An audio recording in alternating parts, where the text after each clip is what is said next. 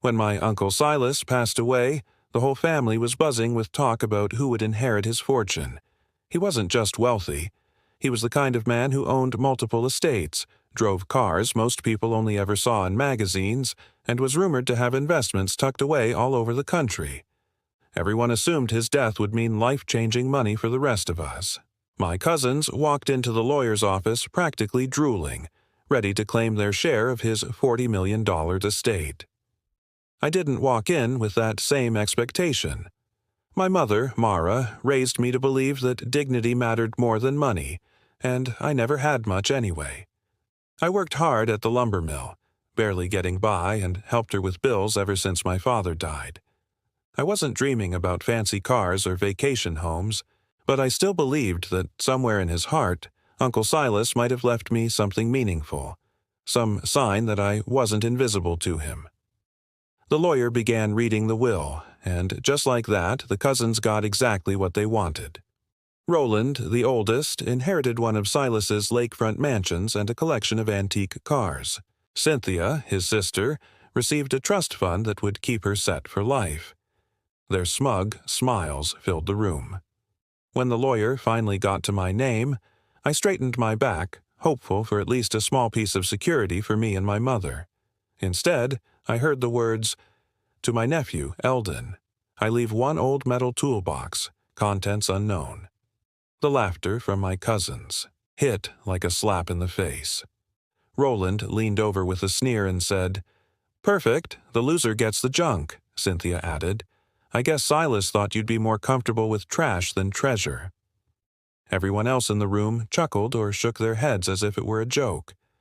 My face burned, but I kept quiet. I accepted the toolbox like it was nothing, though my heart sank. Carrying that dented, rusted box out of the lawyer's office was one of the most humiliating moments of my life. Everyone else was holding paperwork for properties and bank accounts. I was holding a piece of junk. I could hear the whispers behind me as I walked out, and every step reminded me how small they thought I was. What none of them knew, and what I didn't realize myself yet, was that the real story wasn't about what they got or what I didn't. It was about what was hidden inside that box. And when I discovered it, my life changed in a way none of us could have imagined. After I left the lawyer's office with that rusty old toolbox in my hands, I could not shake the feeling of being the butt of a cruel joke. My cousins strutted to their cars with folders full of deeds and bank statements while I clutched a dented box that looked like it belonged in a junkyard. Their laughter still rang in my ears, louder than the traffic on the street outside. I wanted to believe there was more to it, that maybe Uncle Silas had a reason, but standing there in the parking lot, I felt the sting of humiliation more than anything else. My mother, Mara, was waiting for me at home.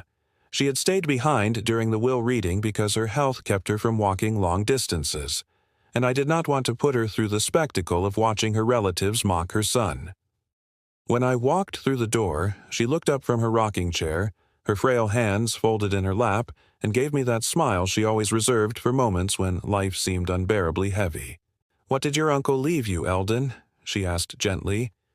I set the toolbox on the kitchen table with a dull thud. "This? Just this." She studied it quietly, her eyes lingering not on the rust and dents, but on the weight I carried in my shoulders. "Do not be ashamed," she said. "Sometimes the smallest gifts carry the greatest meaning." I wanted to believe her, but my pride was bruised. All my life I had worked hard, taken care of her after Dad passed away, and never asked for more than a fair chance. I had hoped my uncle might recognize that in some way. Instead, I had been made to look like a fool in front of family who already thought I was nothing. To understand the bitterness I felt that day, you have to know who my Uncle Silas really was. To most people in our town, he was larger than life. He made his fortune in shipping and real estate, buying up land that no one else wanted and turning it into empires. He was the man who always pulled up in a new car, who wore suits that seemed to cost more than my yearly wages. At family gatherings, he never bragged, but his presence made everyone aware of their own shortcomings. I had admired him when I was younger. I remember being 10 years old and watching him stride across the lawn at a family reunion, handing out gifts to the cousins. Roland got a leather baseball glove. Cynthia got a shiny new bicycle with ribbons on the handlebars. I waited patiently, hoping for something small, even a toy car. When Silas finally turned to me, he patted me on the shoulder and said, "One day, Eldon, you'll understand that not all treasures shine." Then he walked away without leaving me anything. At the time, I thought he had forgotten me. As I grew older, I wondered if maybe he saw something in me that was different, something that could not be rewarded with material things. Still, when I sat at that will reading and heard the words "rusty toolbox," I felt like that little boy again, overlooked and forgotten. Roland and Cynthia had always carried themselves like royalty in the family. Roland was the kind of cousin who bragged at every holiday dinner about his new business ventures, though most of them failed. He wore arrogance like armor, and when he laughed at me, it was always the kind of laugh that cut straight through the skin. Cynthia was no better. Sharp-tongued and endlessly critical, she looked at me as if my hard work at the mill was proof that I lacked ambition, not evidence of my loyalty and endurance. To them, my life was a series of failures, and the toolbox seemed to confirm their opinion. I carried that weight back into my small home, where every wall told the story of struggle. The linoleum floor was peeling. The wallpaper in the hallway had started to curl at the edges. My mother's medication sat in neat rows on the counter, reminders of the bills that seemed to multiply each month. I had no mansion, no expensive car, not even a steady savings account. I had only my pride, my labor, and my promise to care for my mother, no matter how hard it became. The toolbox sat on the kitchen table for hours as I tried to ignore it. I made joke. Her words settled into me like stone. I knew she was right. The humiliation from Roland's visit still burned in my chest. But now I had something he didn't. I had been chosen, though I didn't yet understand why. That evening the phone rang again. I nearly dropped it as I fumbled to answer. The same deep voice spoke calm and measured. "Eldon, listen carefully. There is a storage facility on the edge of town, Unit 17. The code to unlock it is the date of your father's birthday. Go tonight. Do not tell anyone where you are going." The call ended before I could ask questions. I stared at the phone, my mind racing. Whoever this was, they knew things only family would know. My father's birthday was not something you could find written in a public record. I told my mother what the voice had said. She nodded slowly, her expression grave. "Your uncle trusted you. He never wasted trust. If you go, go carefully. Take the truck and do not let your cousins see you." The thought of Roland or Cynthia catching wind of this chilled me. If they suspected there was more to my inheritance than a rusty toolbox, they would hound me until they had it for themselves. I decided to move quickly. By 9 that night, I was behind the wheel of my old pickup, the toolbox locked in the back, the phone in my pocket. The roads were quiet, the kind of quiet that makes every sound sharper. My headlights cut through the dark as I drove past empty fields and shuttered shops. My hands gripped the wheel tighter with every mile. When I pulled up to the storage facility, the gate stood tall and foreboding. The phone buzzed in my pocket just as I killed the engine. The voice returned, steady and unhurried. "The gate code is the year you graduated high school. Use it, then go straight to Unit 17. I punched in the numbers, my heart hammering, and the gate creaked open. I eased the truck inside, the gravel crunching under the tires sounding louder than it should have. The rows of storage units stretched in both directions, metal doors glinting under the dim overhead lights. I parked in front of number 17 and stepped out. The keypad on the door blinked red. I entered my father's birthday, each digit trembling under my fingertips. When the final number clicked into place, the light turned green and the lock released with a heavy clank. I pulled the door upward, and the echo of it rolling back seemed to shake the whole row. Inside, the air smelled faintly of dust and oil. At first glance, it looked like an ordinary unit. Shelves, a tarp covering something large, stacks of boxes, but I could feel the weight of intention in every detail. The phone buzzed again in my pocket. I answered quickly. The voice said, "You are in the right place. Look beneath the tarp, then read the letter on the desk." I stepped inside, my boots crunching against the concrete floor. The tarp covered something heavy. With a deep breath, I pulled it away and revealed 3 metal crates stacked together. My chest tightened when I saw the stenciled letters on their sides. Property of S. Halloway. My uncle's name. Beside the crates sat a desk, old but solid. On top of it was a single envelope with my name written in bold strokes. Eldon. My hands shook as I tore it open. Inside was a letter written in my uncle's steady handwriting. "Eldon, if you are reading this, then you have already proven yourself. I left the estates and money to your cousins because that is what they wanted. It will ruin them, and I no longer care. You, however, I trust with what truly matters. These crates contain part of my legacy, not just wealth, but records, maps, and evidence of investments that only you can manage. I chose you because you work with your hands. You live with humility and you understand loyalty. Do not waste this. This is your inheritance. Protect it." I had to sit down. The words swam before my eyes. My uncle had not abandoned me, not mocked me. He had chosen me above the rest. The humiliation I felt days before began to crumble, replaced by something heavier but stronger: responsibility. I looked at the crates again, their steel sides gleaming under the light.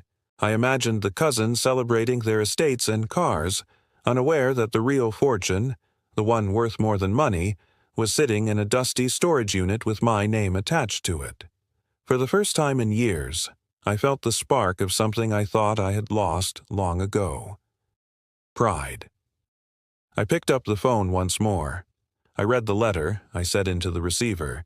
The voice replied, "Then you understand. This is only the beginning." The line went dead. I stood there in the quiet unit, my uncle's words echoing in my mind, and I knew I had crossed a line I could never return from. My life had changed. What came next would demand everything from me. I stood in that storage unit with my uncle's letter in my hands and the crates glinting in the dull light.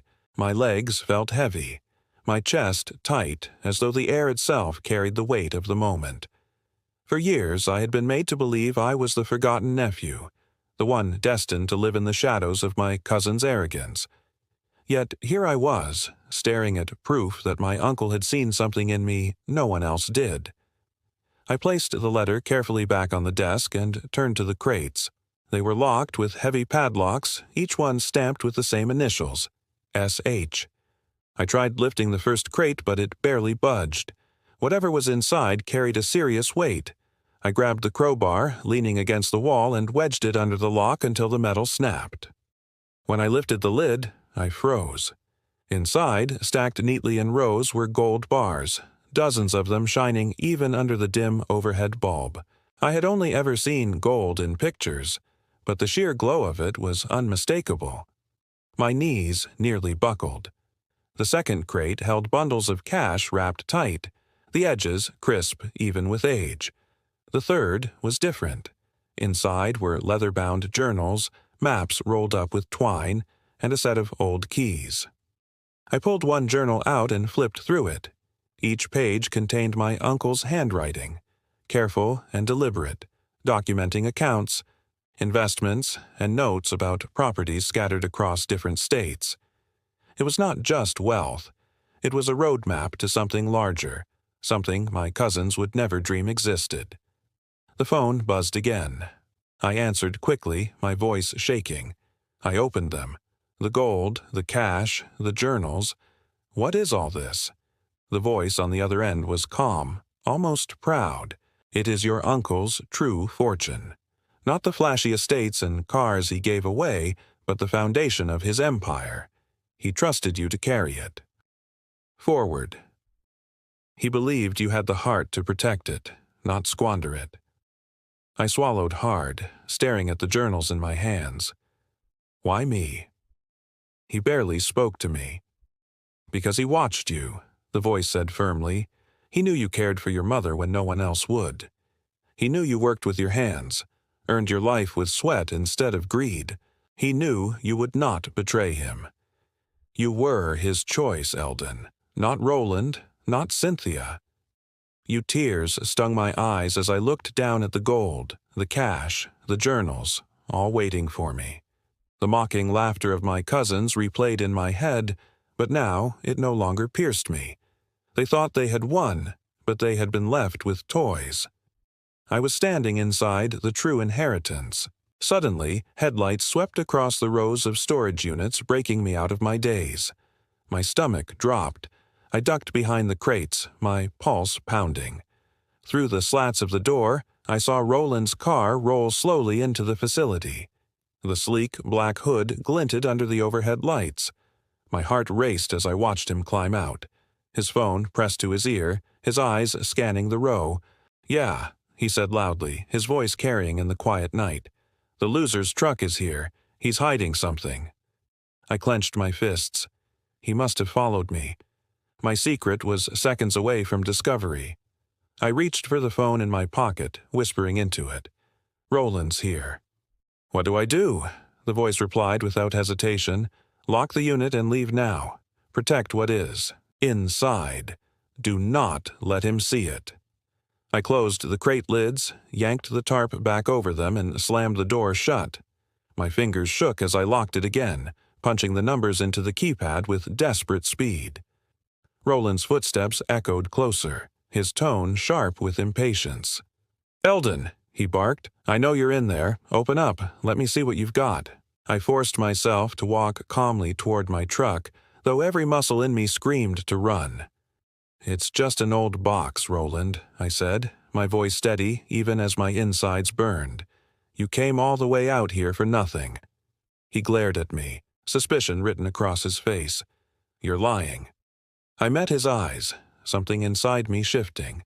For the first time, I did not feel smaller than him. I felt stronger. I climbed into my truck, started the engine, and looked at him one last time. Uncle Silas left me what I needed. That's all you need to know. I pulled out of the facility, leaving Roland standing there under the harsh lights, his fists clenched, his pride wounded. My hands gripped the wheel tightly as I drove away, my breath ragged, but a sense of certainty surged through me. I had protected the secret, at least for now. When I reached home, my mother was waiting at the window.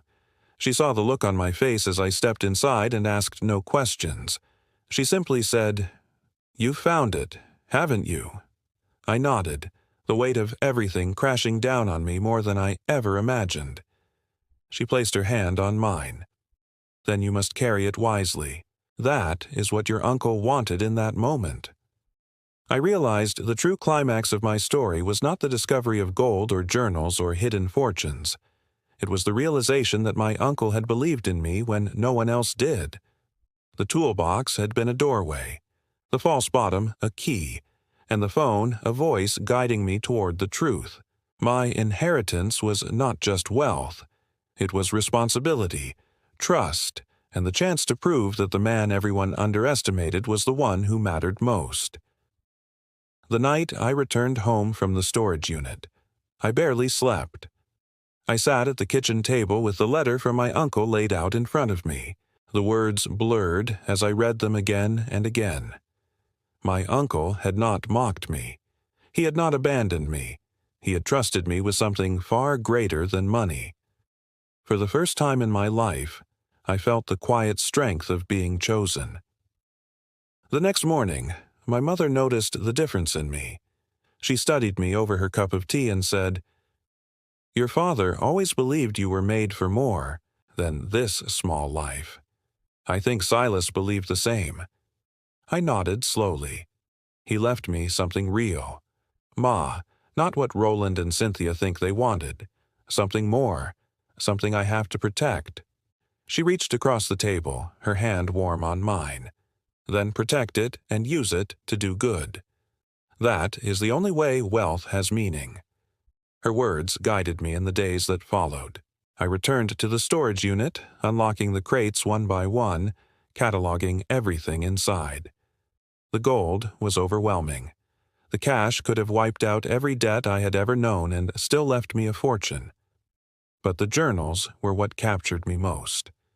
My uncle had written down his thoughts, his strategies, his mistakes, and his hopes. It felt as though he was speaking to me across time, teaching me to see the world through his eyes. I began reading them late into the nights. He described how he built his fortune, not through shortcuts, but through persistence, patience, and calculated risks. He wrote about people he had trusted and people who had betrayed him. He admitted his regrets, especially about how he had distanced himself from family because greed had poisoned too many hearts. The more I read, the more I understood why he had left me this secret inheritance. He wanted someone who would not be corrupted by it. Meanwhile, Roland and Cynthia grew restless. Word traveled fast in our family, and they began to notice that I did not seem crushed by my so-called worthless gift. Roland stopped by unannounced again, his voice dripping with suspicion. "You've been quiet, cousin. Too quiet. What are you hiding?" I met his gaze with a calm I had never known before. "I'm not hiding anything, Roland. I'm just living my life," he sneered, but there was uncertainty in his eyes. He had always fed off my weakness, and now that it was gone, he did not know how to treat me. Cynthia called me a week later, her tone sharp and mocking. "Don't tell me you actually believe Silas. Loved you enough to leave anything of value. He thought you were pathetic." I let her words slide off me like rain on stone. "Believe what you want, Cynthia. I know the truth. That truth gave me peace. I no longer felt the need to prove myself to them. I no longer burned with the anger of their laughter. My uncle had seen my worth. My mother had always believed in me. That was enough. Over time, I began to use the inheritance in ways no one expected. I paid off my mother's medical bills and made sure she had the comfort she deserved. I donated anonymously to the local church that had kept its doors open for struggling families. I funded repairs for the community center where kids went after school, a place that had once kept me out of trouble when I was young.